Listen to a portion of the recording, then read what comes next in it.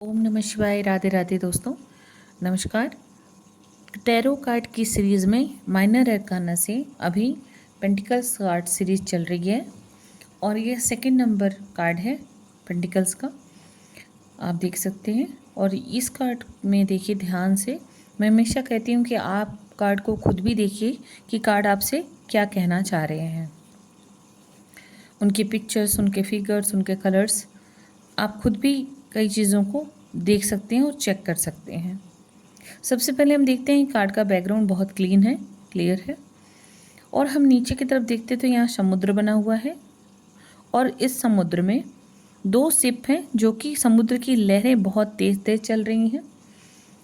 और आप देख सकते हैं ये बैलेंस नहीं है, ये इनबैलेंस चल रही हैं, सारे के सारे अनबैलेंस थिंग्स चल रही है।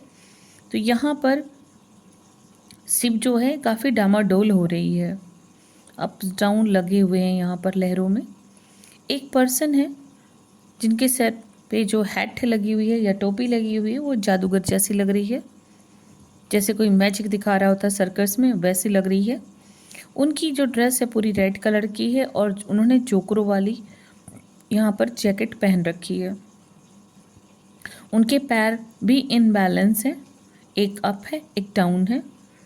और उनके दोनों हाथों में पेंटिकल्स हैं, 1 1 2 पेंटिकल्स यहाँ दिखाई दे रहे हैं टोटल। सो वो जगलिंग कर रहे हैं, ऊपर नीचे कोई करतब दिखा रहे हैं इससे रिलेटेड।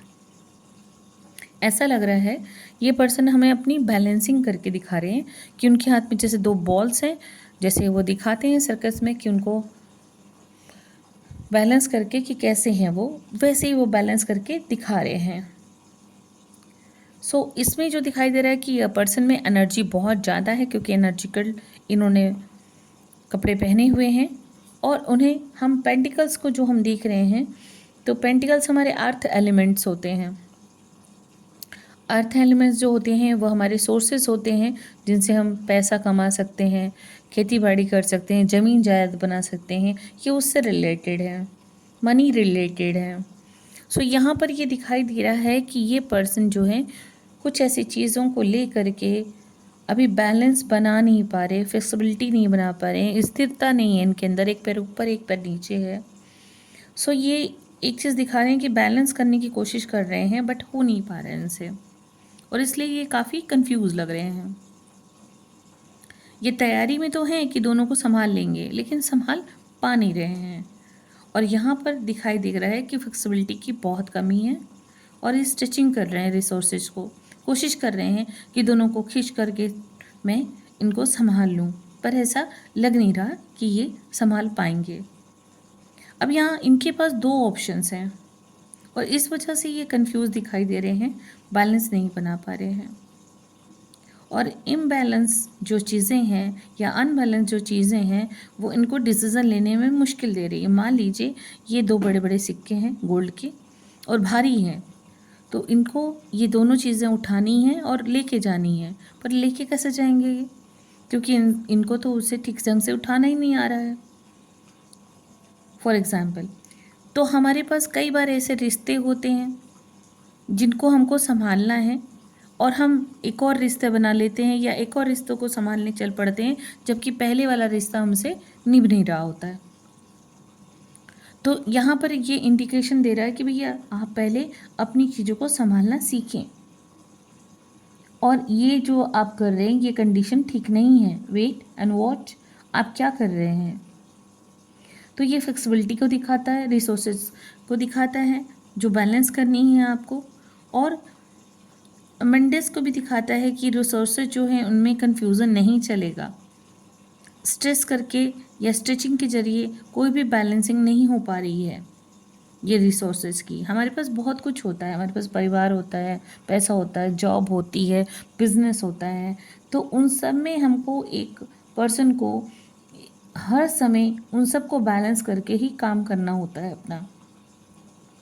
ज़्यादा खींचातानी से चीज़ें टूट जाया करती हैं। तो ये कन्फ्यूज़न है इन दो के बीच में, वो कन्फ्यूज़न के लिए है ये, और ये डिसीजन नहीं ले पा रहे हैं तो वो थिंग के लिए भी है ये। तो यहाँ पर जो चीज़ें दिखाई दे रही हैं वो यही दिखाई दे रही है कि अनऑर्गेनाइज चीज़ें हैं, है ना।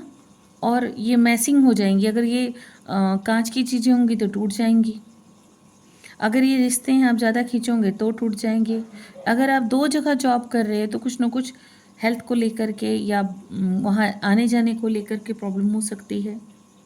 तो चूज़ करना है आपको इन दोनों के बीच में, ओवर ट्रेडिंग नहीं करनी है आपको किसी भी चीज़ की। सो यहाँ पर अगर हम बात करें तो वो एक इन हो रहा है, एक आउट हो रहा है, बाहर जा रहा है, एक अंदर आ रहा है, एक ऊपर जा रहा है, एक नीचे जा रहा है ना।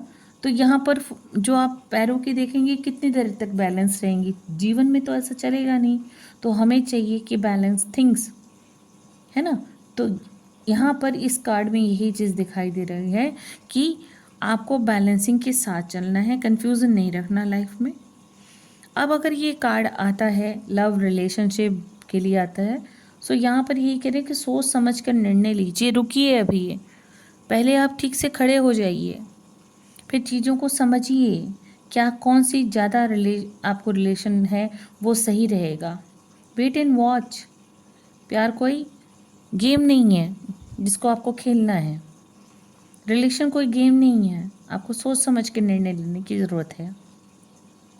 इसके अगर बिजनेस के लिए और जॉब के लिए आता है तो कन्फ्यूज़न ख़त्म कीजिए, आप देखिए कि आप एक समय में कौन सा अच्छा कार्य कर सकते हैं, फिर उसको कीजिए, उसका एक्सपीरियंस लीजिए एंड फिर आगे जाइए। ऐसा नहीं होगा कि आप डाउन में कर रहे हैं और आपका भी काम कर रहे हैं, या अप से आप डाउन का भी काम कर रहे हैं, दोनों काम नहीं हो सकते। बिजनेस और जॉब में अक्सर ये कन्फ्यूज़न हो जाता है, और इन चीज़ों को लेकर के आपको पहले निर्णय ज़्यादा क्लियर रखने पड़ेंगे। अगर ये कार्ड आता है हेल्थ के लिए, सो यहाँ पर हेल्थ तो ठीक है आपकी, यू फिट एनर्जी पर्सन है आप, कोई दिक्कत नहीं, बट ये कार्ड अनस्टेबल अनडिसाइडेड कार्ड है। सो ये मून का कार्ड भी है, 2 नंबर मून होता है तो मून का कार्ड भी है। तो उसमें क्या होता है कि मूडी हो जाते हैं आप, कभी आपको ये चाहिए कभी आपको वो चाहिए, वो भी रहता है।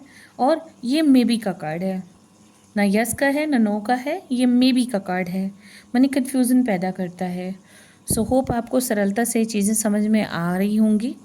अगर आ रही हैं तो कैप्शन में ओम नमः शिवाय राधे राधे लिख सकते हैं, और अगर कुछ पूछना है आपने मुझसे तो क्वेश्चन भी कर सकते हैं कमेंट सेक्शंस में।